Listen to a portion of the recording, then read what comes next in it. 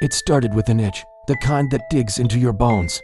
The collector's curse, my grandfather used to call it. A relentless need to sift through the forgotten, to find treasure in other people's trash. That's what led me to the dusty corner of the flea market, under a flapping blue tarp that smelled of rain and mothballs. And that's where I saw it. The radio. It wasn't much to look at. A boxy, wooden thing, caked in a thick layer of grime. No brand name, no model number, nothing to betray its origin. Just a cracked glass dial, with a tarnished needle permanently stuck between two dead frequencies. The vendor, a man with a face like a crumpled road map, just shrugged when I asked about it. $50, he'd grunted, more interested in his lukewarm coffee. I didn't even haggle. There was something about it, a silent pull, a weird, magnetic hum that I felt in my teeth. I had to have it. Back home, I put it on the workshop table.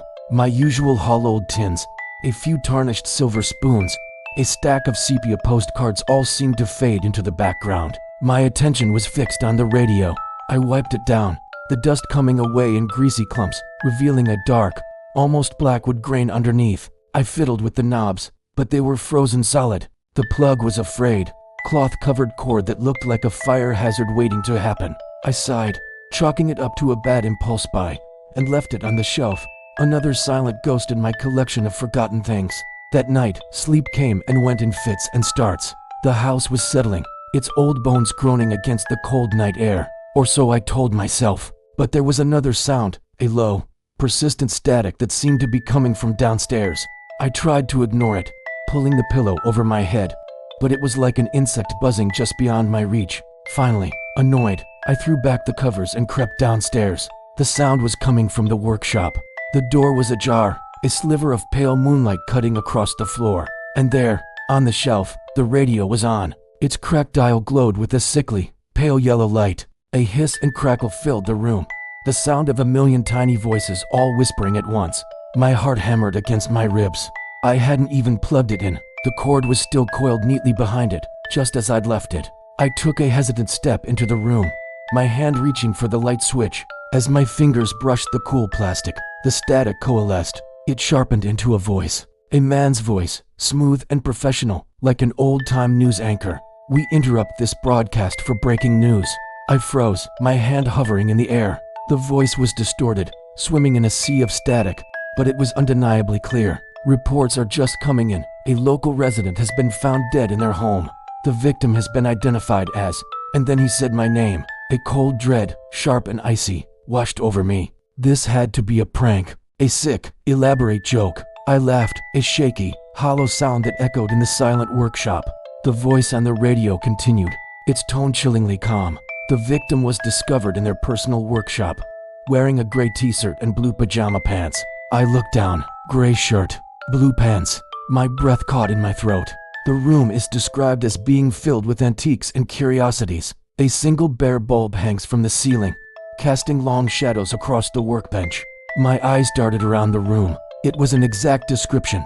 The piles of junk, the tools scattered on the bench, the single, swaying light bulb overhead. This wasn't a prank. It was impossible. Authorities on the scene note the only sound in the room was the victim's own ragged breathing. As he said it, I became acutely aware of the air sawing in and out of my lungs. The sound was deafening in the silence. My heart was a frantic drum against my ribs. I wanted to scream, to run, but my feet were glued to the floor. The broadcast continued, each word a hammer blow against my sanity. It described a small, crescent-shaped scar above my left eyebrow, a souvenir from a childhood fall. It mentioned the half-empty mug of cold tea sitting on my workbench, details no one could possibly know. Then, the voice on the radio made its first real prediction. A heavy gust of wind is expected to shatter the north-facing window of the workshop in approximately 10 seconds. I stared at the window, my mind reeling. It was an old, single-pane window, the glass warped with age. It was a still night. Not a leaf was stirring outside. 10 seconds felt like an eternity. I counted them down in my head. 987. It's a joke, my mind screamed. Just turn it off. Pull the non-existent plug. Smash the damn thing to pieces. 3, 2, 1. A sudden, violent gust of wind slammed against the house, seemingly out of nowhere. The old window pane rattled violently in its frame, then exploded inward with a deafening crash, showering the floor with glittering shards of glass. I yelped, stumbling backward, my hands flying up to cover my face. It was real. Oh God, it was real. Before I could even process what had happened, the voice spoke again, its tone unchanging. The sudden shock will cause the victim to knock over a precariously balanced stack of old books on the corner shelf. My eyes shot to the shelf, a tall, leaning tower of vintage hardbacks I'd been meaning to sort through for weeks. As I took another panicked step back, my elbow caught the edge of the shelf. The tower of books wobbled for a terrifying second before toppling over, crashing to the floor with a series of loud, sickening thuds. The second prediction fulfilled. My breathing turned to frantic gasps. I was trapped in a nightmare scripted by a phantom voice from a haunted box. I had to get out. I turned, my eyes locking on the doorway, my only escape. In his panic, the voice droned on, its cadence smooth and unhurried. He will trip over the frayed edge of the Persian rug by the door. I looked down, the worn, red rug, the edge I always caught my foot on. I took a careful, deliberate step over it, my heart screaming in defiance. See, I thought, a wild, hysterical giggle bubbling in my chest. I beat you. But my moment of triumph was short-lived. My sock, slick with sweat, slipped on the polished floorboards just beyond the rug. My legs went out from under me, and I went down hard, my chin cracking against the wooden floor. The third prediction fulfilled, just not in the way I expected. Pain flared in my jaw, but it was nothing compared to the cold terror that was now freezing my soul. I scrambled to my feet, crab walking backward, away from the door, away from the shattered window. My eyes locked on the glowing dial of the radio. The static was fading now, the voice becoming clearer, sharper, and as it did, a horrifying realization dawned on me. I knew that voice. It was smooth, professional, calm. It was my voice, my own voice, narrating my death. He has 5 minutes left, my voice from the radio said, the words echoing in the claustrophobic space. I shook my head, tears streaming down my face. No, no, please. For minutes, the radio announced, my own voice a detached, clinical observer. I pushed myself into the corner of the room, as far from the radio as I could get, trying to make myself small. My eyes darted around the room, searching for a weapon, an escape, anything. The shadows thrown by the bare bulb seemed to writhe and twist, taking on monstrous shapes. 3 minutes. My gaze fell upon the radio again. It was just a box, a wooden box. I could smash it. I had to smash it. I lurched forward, grabbing a heavy wrench from the workbench. As I raised it over my head, something caught my eye, a reflection in the polished metal trim around the radio speaker grill. My own face, pale and terrified. But I wasn't alone.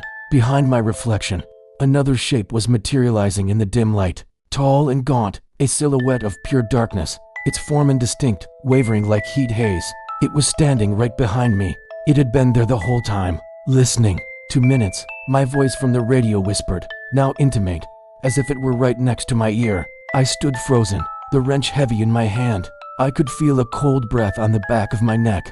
I couldn't turn around. I didn't dare turn around. The reflection showed the dark figure leaning in, its featureless head tilting as if listening intently to the broadcast. Listening with me. He has 1 minute left, the radio intoned, the static now completely gone. My voice, clear as a bell, filled the room. The figure in the reflection raised a long, shadowy arm. It reached out, not for me, but for the radio. Its dark, spindly fingers hovered just over the dial. And then, with an unnerving slowness, it began to turn the knob. The voice from the radio stopped. For a moment, there was only the sound of my own frantic heartbeat. Then, a new sound began to emerge from the speaker. It wasn't a broadcast. It was the sound of my own screaming. A scream that hadn't even left my throat yet. The figure behind me leaned closer. The radio spoke one last time. But it wasn't my voice anymore. It was a low, guttural whisper that scraped at the inside of my skull. Time's up. Where the truth is darker than the legend. For more forbidden stories the world wasn't meant to hear. Follow and subscribe to Hollow Voice.